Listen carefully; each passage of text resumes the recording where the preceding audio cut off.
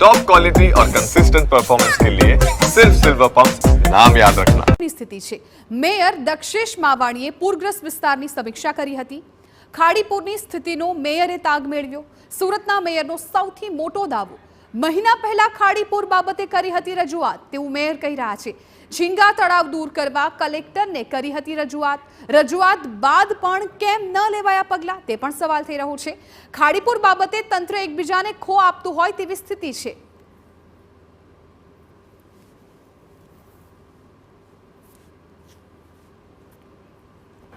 મેં એક મહિના પહેલાં જ લેટર લખીને સૂચના આપી હતી કે જે પાણીનો અવરોધ થાય છે એ તમામ ઝીંગા તળાવ તોડી નાખવામાં આવે તો જ આ જે પાણી અવરોધાય છે જે પાણી નીચાણવાળા સોસાયટીમાં જે ભરાય છે એનો કાયમી ઉકેલ આવી શકે।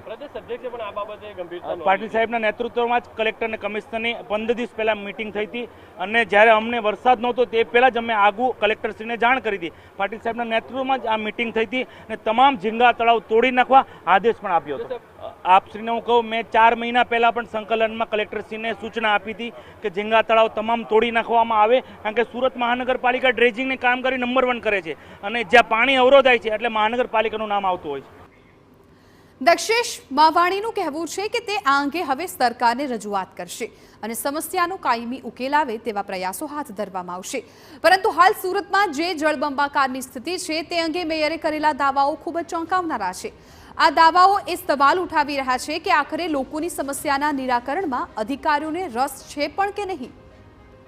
સુરત શહેરમાં આવેલી ખાડીઓ હાલ ભયજનક સપાટીની નજીક પહોંચી ગઈ છે। કેટલીક ખાડીઓએ ભયજનક સપાટી વટાવી દીધી છે અને જો વધુ ખાડી પણ ભયજનક સપાટી વટાવે તો સ્થિતિ હજુ પણ વણસી શકે તેવી ભીતિ છે। હાલ ખાડીઓની શું પરિસ્થિતિ છે તે પણ આપણે જોઈએ।